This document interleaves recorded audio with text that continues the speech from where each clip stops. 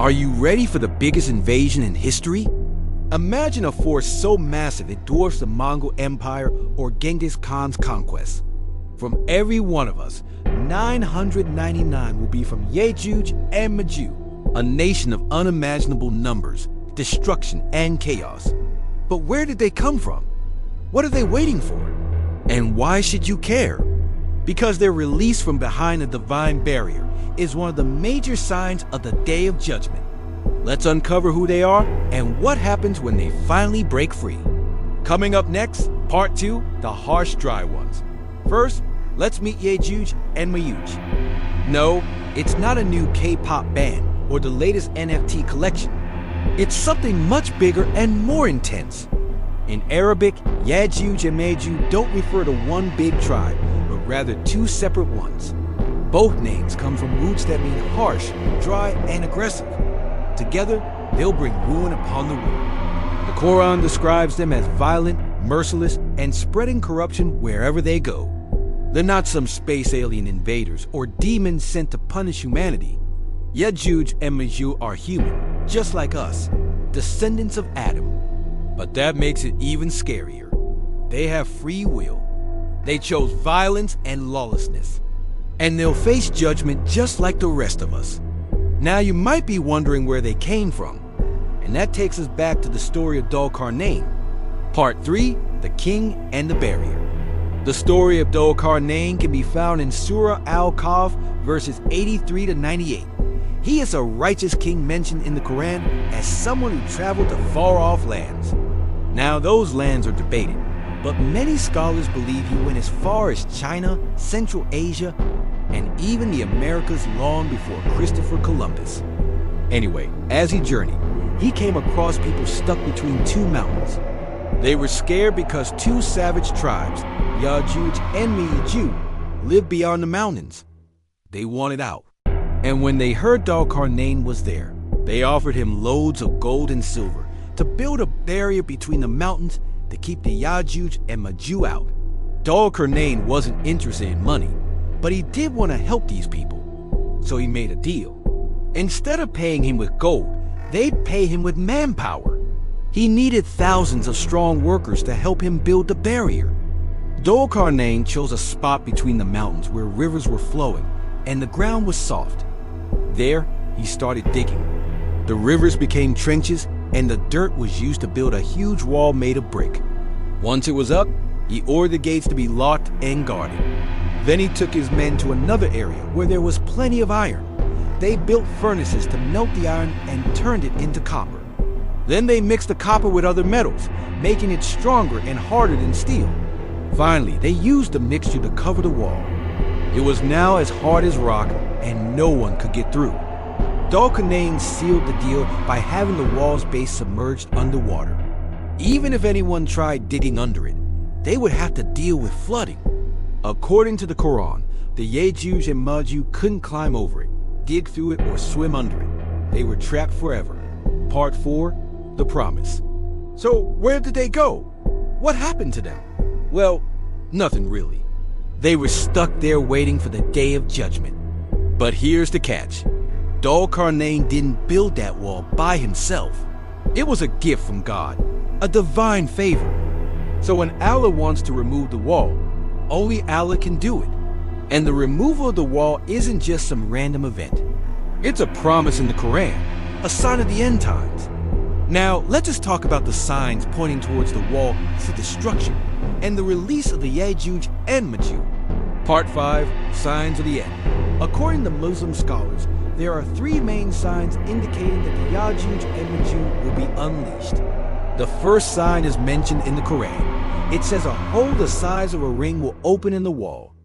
The Prophet Muhammad, peace be upon him, explained that this hole won't remain small. It will grow until the entire wall collapses. The second sign is described by the Prophet in a hadith. He said a stink worse than the stink of a dead person will appear. Some scholars believe this stink will come from the rotting corpses of the Yajuj and Majuj as they spread diseases and kill countless people. The third sign is mentioned in the Quran. It tells us the sun will rise in the west. For Muslims, the sun always appears in the east and sets in the west. If the sun rises in the west, it will be a clear sign that the order of the universe is being changed, paving the way for the end of the world. Now, why is it important to know about these signs? It's not about scaring you, but preparing you. By understanding what's coming, we can better prepare ourselves. The Prophet Muhammad, peace be upon him, said knowing the signs of the end times does not decrease your iman. Instead, it increases your awareness of what's to come. We can strengthen our iman and make sure we're on the right path. Part 6, the unleashing. Alright, so we know the wall will break. What happens then? How do things unfold? When the barrier breaks, Ya'juj and Ma'juj will pour out like a flood, descending from every mountain. They'll spread quickly, causing destruction everywhere. They'll drain lakes and rivers, even those deep underground. When they find an empty lake, they'll say, "There was water here once." They'll kill everyone in their path and think they've conquered the whole world. But hold on tight because things are about to get crazy.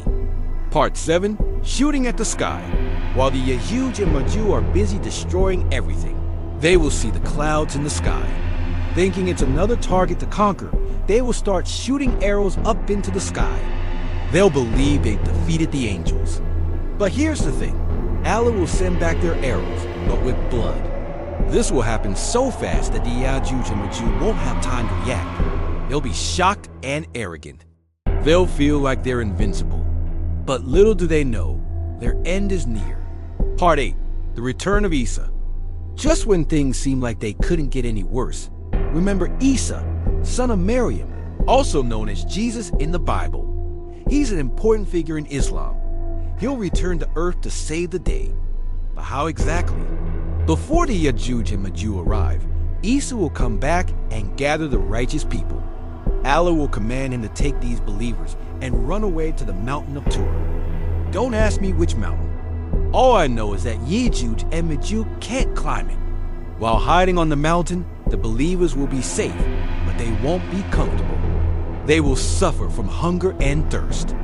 Eventually, they will turn to Allah in prayer, and Allah will respond. He will send a disease that kills all the Ya'juj and Ma'juj overnight. The Qur'an describes it like this. Then a disease will spread among them by the leave of Allah, and they will perish one by one. Part 9, from rock to rain. Once the Ya'juj and Ma'juj are gone, Isa and the believers will thank Allah, but the celebration won't last long. The corpses of the Ya'juj and Ma'juj will start to rot and spread across the earth. This will continue for 40 days, polluting the land and spreading disease. Again, Isa and the believers will pray to Allah. Then Allah will send birds to gather the bodies and rain to clean the earth. Finally, the world is pure again. Part 10, lessons for us. The story of the Ya'juj and Ma'juj holds a lot of lessons for us. One of them is the sheer number of the Ya'juj and Ma'juj. The Prophet Muhammad, peace be upon him, said for every one person in Jannah, 999 are in hell, and most of them are Ya'juj and Ma'juj. This shows you how massive their population will be. Also, they're human, just like us. They chose violence, lawlessness, and disbelief. Remember, they are humans who rejected Allah. This story reminds us to stay on the path of righteousness. The Prophet Muhammad, peace be upon him, said, "O people, beware of the wrath of Allah. There has never been a nation before you that was destroyed in their own land, except that Allah caused them to taste humiliation in their private parts." Another lesson is the brevity of life. The Quran says, "O humanity, indeed your term is just 40 days, except for those whom Allah has favored." This means no matter how powerful or secure you feel, life is unpredictable. You might not be alive tomorrow. So always be prepared. Part 11, the promise. The release of the Ya'juj and Ma'juj is a promise in the Quran. It hasn't happened yet, but the signs are unfolding. Are we ready for what's coming?